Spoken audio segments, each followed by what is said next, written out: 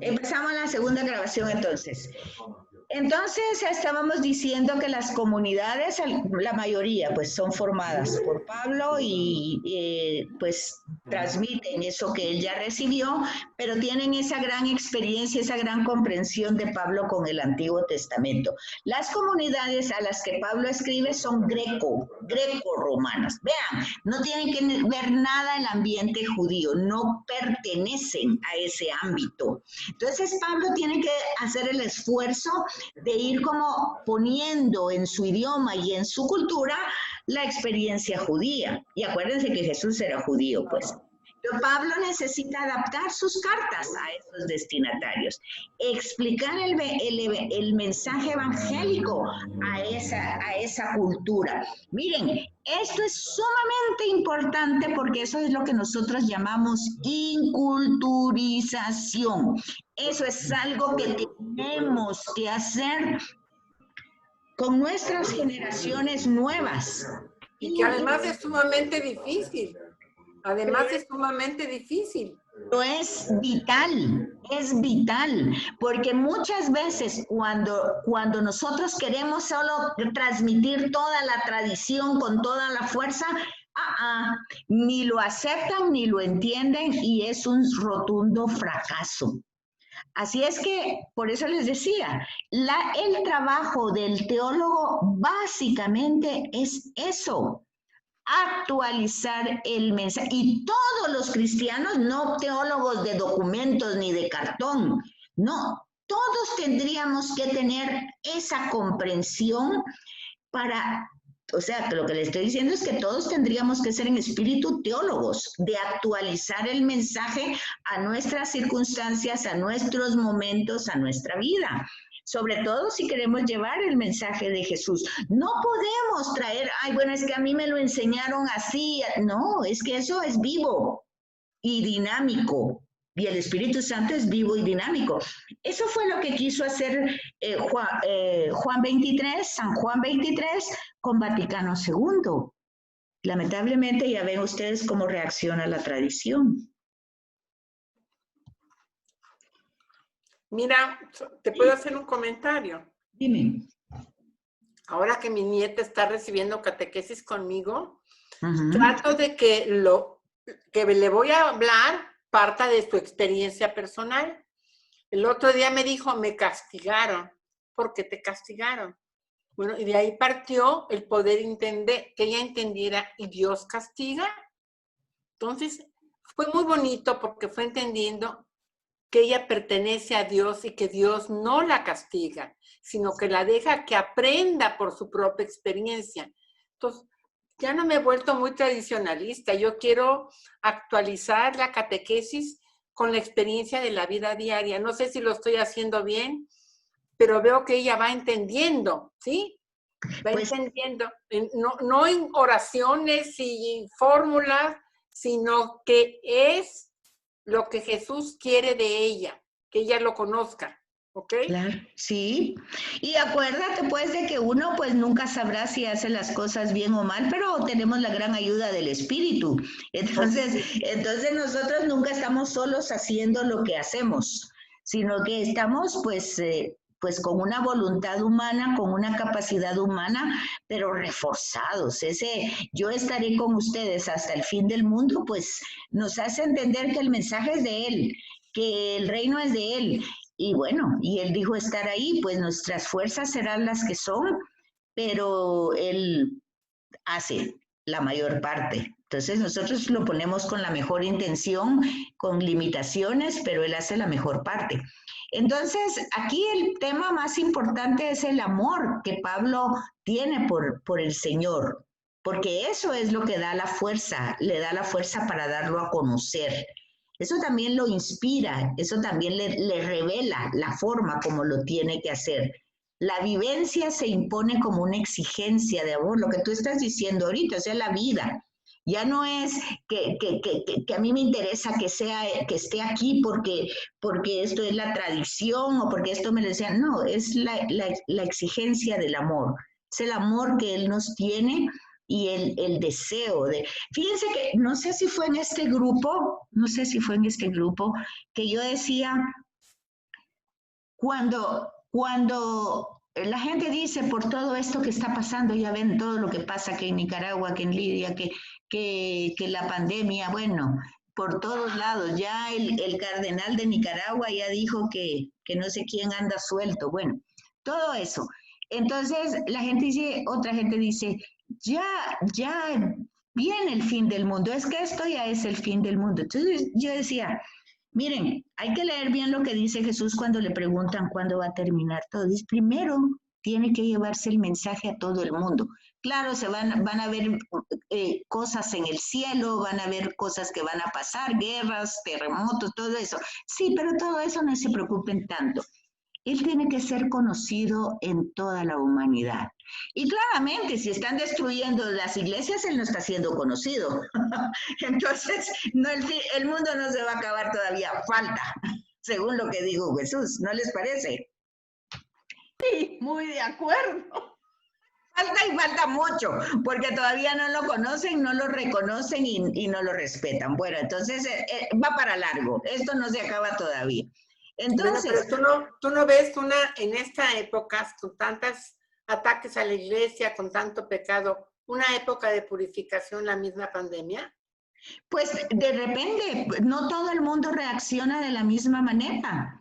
Unos se purifican y otros la han agarrado contra pelear y todo eso contra Dios y reforzar el no creer en Él, porque si Él creyera, si Él existiera, no estaría pasando lo que está pasando, porque su comprensión es desde otra perspectiva. Correcto, o sea, gracias. Entonces algunos será que se purificarán y otros pues su proceso será más largo, que tendrán que purificarse, claro que sí, pero será tal vez en otra pandemia, tal vez no será en esta. O en otro lugar. La de los próximos 100 años. Pues sí, porque ya ves que lo que sí dice la escritura es que somos duros de servicio, o sea, la cabeza bien cerrada. Bueno. Como piedra. Entonces, pues algunos esto lo aprovecharán y otros pues se volverán más necios. ¿Se acuerdan? Es un poquito lo que pasaba con los egipcios cuando Dios iba a liberar a los egipcios. Es un poquito también lo que pasa con Jezabel y todo el tema, porque miren, ¿qué es Líbano, verdad? Es la Fenicia. Y en la Fenicia, ¿qué era lo que había? Pues había mucho tema idolátrico, supersticioso y de todo ese tipo, que hoy existe también, todo ese tipo negativo. Pero ¿qué era lo que pasaba? Pues lo que pasaba era de que, acuérdense ustedes que aquellos magos que habían en Egipto querían comparar las acciones de Moisés con las de ellos. Entonces hay un momento en que Dios tiene que decir, bueno, pues él es quien es, así se revela Él, yo soy el que soy. Entonces, o lo reconocemos como es o vamos ahí a tientas, pero hay un momento en donde Él definitivamente da a conocer su gloria, lo hizo con los egipcios, lo hizo con Jezabel, que se acuerdan, es el tema de Elías. Ante tanta cosa, negación y todo, y el profeta diciendo, miren, cambien, no, que el yavismo, que se han confundido, ya mezclaron, ya hay sincretismo, si hay que creer en Dios, crean en Dios, y no en los Baales, pero no anden de un lado para, hasta que dice, ya no va a llover, va, ya que no hacen caso, ya no va a llover, para ver si hacen caso, pues. Y luego en el Carmelo, pues ahí está el tema, ¿verdad? Pero eso hay que entenderlo de esa forma. O sea, somos tan necios, tenemos tantas experiencias de Él y no lo reconocemos, pues entonces habrá un momento que en nuestra vida será ese momento más definitivo, ¿verdad? Cada quien en su vida personal, no tiene que ser global. Pero ahorita pues vivimos esta pandemia, pero a mí lo que me consuela es que el mundo no se va a acabar porque el evangelio todavía no es conocido, puesto que están quemando las iglesias, quiere decir que no hay manera de que todavía entendamos las cosas. Luego, Pablo plasma en sus cartas su personalidad y su historia. ¿Se acuérdense que a veces él hace comentarios de cómo vivió esa conversión, también de su momento, de sus limitaciones? Hay una frase de Pablo que a mí me encanta y que yo la repito constantemente. Digo yo, de veras mi proceder no lo comprendo. Esa frase de Pablo para mí es tan clara, porque yo a veces no lo comprendo, de veras. Querer hacer el bien quiero, pero no lo hago. No digo yo, eso es tan cierto lo que dice Pablo, que dice uno, qué bárbaro, ¿cuántos años? 2000 años y yo aquí pensando lo mismo, no comprendo mi proceder. Bueno. La relación que tiene con los destinatarios, una relación personal, íntima, a veces los trata como hijitos míos, muy queridos, los conoce, le preocupa. Cuando ven problemas, pues ese justamente es el motivo de sus cartas, porque hay problemas ahí, problemas de vivencia. Y entonces él quiere comunicar un mensaje que los haga, pues que los haga cambiar. Por eso no son tratados sistemáticos de teología, aunque hay toda una teología de Pablo. O sea, una teología es una manera de interpretar.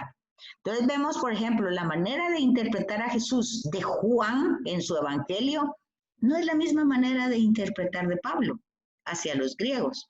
Eso se llaman teologías, o sea, una interpretación del mismo Jesús que enriquece, pero que es diferente. Entonces sus cartas son verdaderas cartas.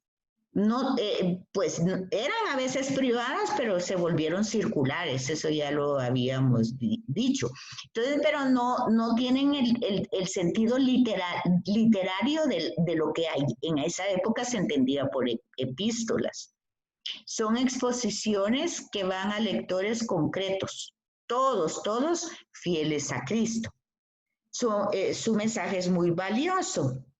Y encontramos su forma de su teología, porque aquí sí se puede hablar, aunque no son textos teológicos, sí hay una teología en Pablo, o sea, la manera como él interpreta a Jesús, que básicamente es resucitado, como lo tendríamos que interpretar nosotros. Y presenta una fusión perfecta presentan una fusión perfecta entre sí del movimiento, del alma y del estilo. Eso no lo entiendo muy bien. Presenta una función perfecta entre sí del movimiento, del alma y del estilo. ¿Entienden ustedes esa frase? No. Bueno, entonces... Es que ese sí, entre sí, o sea, una función perfecta entre ellos, o sea, entre el alma y el estilo. Así entiendo ese sí me parece que está como raro ahí. Y quitando la palabra movimiento. Ok, entonces sí. Entonces en cada línea encontramos ese. ¿Qué manda? No, si se quita movimiento, como dice Susana, Sí, presentan una función perfecta entre el movimiento del alma y el estilo, tal vez. Y en cada línea encontramos el impulso, la tensión y el calor del apóstol. La carta viene dictada en estilo oral, algunas, no todas, y su estilo es personal, expresivo, vivo y energético. Utiliza metáforas, ya vimos eso, de la carrera, de caballos, del pugilato o boxeo, sus lectores lo entendían perfectamente, funda sus argumentos sobre el Antiguo Testamento, pero interpretados por él. También utiliza métodos judíos de argumentación bíblica y el rasgo característico es que a menudo argumenta sobre el sentido de una sola palabra, midrash. El midrash es como un mito, pero un mito no como hoy entendemos el mito, que decimos, ese es un mito, como decir una mentira. No, el midrash, por ejemplo, el politeísmo de los griegos no era, nosotros lo estudiamos como mitológico, pero mitológico es más bien un midrash, o sea, para ellos era una verdad, una realidad. De hecho, ellos hacían templos a esos dioses. Ellos entendían su vida de esa manera. Entonces, no es una mentira porque está integrado en la vida de ellos. ¿Midrash no tiene mucho que ver con parábolas? No, el Midrash es como más antiguo, la parábola es actual, el Midrash es como un mito, pero es un mito, como te dijera yo, donde forma parte de la experiencia. Por ejemplo, dice, el diluvio es un Midrash, o por ejemplo, la narración de cómo fue el creado el hombre es un Midrash.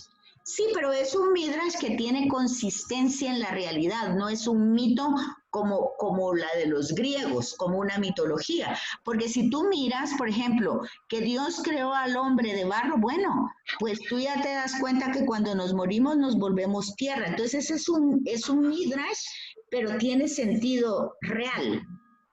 Ese es el midrash. Gracias. Y es más antiguo. Hoy creo que ya no hay. Hoy no hay eso. Luego, para él las escrituras judías tienen un valor siempre actual para guiar la vida espiritual de los cristianos. Y de hecho lo dice él, ¿para qué sirve la escritura? Y él dice, ¿cómo se escribía en esa época? Pues uno mismo lo dictaba, lo firmaba, lo hace un secretario, eso también ya lo habíamos visto. Y Pablo no escribía, bueno, eso también ya lo habíamos visto, que a veces lo hacía un secretario y él lo firmaba. Eso ya está ahí. Y algunas frases sí las puso. El saludo, él dice a veces que lo escribió. Okay. ¿Y cómo era el correo? ¿Cómo funcionaba? Pues de manera bastante irregular. Se tardaba casi medio año para que llegara a los destinatarios. Entonces, a veces si tenía una persona que iba de una manera rápida, pues la llevaba. Y eso lo dice él en sus cartas. Él era cálido, cariñoso, utiliza un lenguaje que le pueden comprender. Él se hace a sí mismo apóstol. Okay. Y lo que hace es lo que ya dijimos varias veces, que es las circunstancias que se van desarrollando en las comunidades. Entonces él trata de exhortarlas, de catequizarlas, de darle vida, de ayudar a que comprendan por qué deben cambiar. Acuérdense que casi todas las comunidades que forma él lo hacen puertos. Y vean la vida de los puertos. Vean ahorita con la explosión. Eso era un puerto importante del Líbano. Vea cómo es la vida de un puerto y lo que conocemos de nuestros puertos chiquititos, pero esos eran, acuérdense que es el imperio y los puertos formaban parte de una gran riqueza cultural. Entonces las cartas reflejan toda esa riqueza, la contemplación sublime de las verdades. Y aunque las culturas de esos griegos, Pablo tiene alguna raíz semita, o sea, judía, pues utiliza esos rasgos.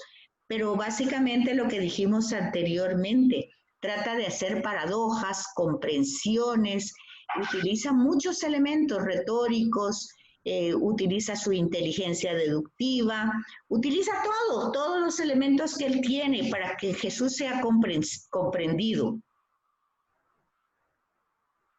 Entonces dice que quien actualmente quiere comprender las cartas de Pablo debe entrar en sintonía en el diálogo que el apóstol establece con esas comunidades. Entonces, básicamente de Pablo lo que aprendemos es la forma de ser misionero, de los esfuerzos que él hace para que Jesús sea comprendido. Hoy tal vez no podemos utilizar sus mismas herramientas, pero hoy hay muchas más que podemos utilizar para que el Señor sea comprendido.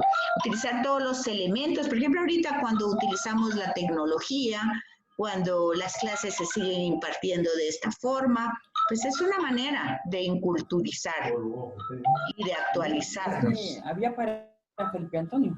Es mucho, pues hay para Bueno, yo no sé cómo están de Sí, tiempo guarda. porque aquí termina la 8 y no Yo sé. creo que ya tenemos que irnos con Vero. Ok, Sí, ya son aquí 15. No ha avisado, pero bueno. ya nos queda las 9, que ya empieza ya directamente cada carta. Y aquí ya vamos, como vamos a empezar con la carta a los tesalonicenses, si tienen un tiempecito de leerlas, yo se los agradecería para que más o menos entren en contexto. Vamos a ver las dos. Las dos cartas. Sí, son chiquitas. Son chiquitas, Tesalonicenses. pero esas son las que vamos a ver. Es la lección Bueno. 9. Es la 9. Bueno, Gracias por todo, Betsaida. Gracias, Betsaida. Antecito. Que Gracias por tengan buen todo. día. Cuídense. Betsaida, mira, una consulta. Pini, no te vayas todavía, porque quiero que oigas. Es que tuvimos una charla en una clase que vamos con Pini, del Padre Galo. Y Ajá. entonces una de las señoras, yo creo que ella tiene una Biblia que no es católica, porque ella decía Jehová, refiriéndose a Yahvé, ¿verdad? Porque nosotros no utilizamos ese término de Jehová, los católicos, ¿verdad? Sí, lo que pasa es que eso tiene que ver con la traducción. Sí, ella tiene otra Biblia que no es católica, porque yo les contaba, no sé si fue al grupo de ustedes, que es la traducción. En alemán no existe la Y, o sea, la Y, no existe. Pero la J, la Y, suena como Y.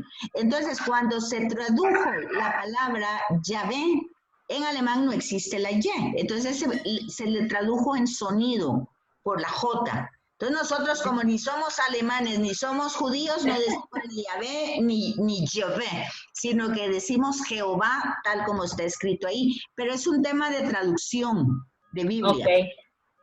Muy bien. Gracias, Betsaida. Gracias, Betty. Hasta luego. Besos. Cuídense.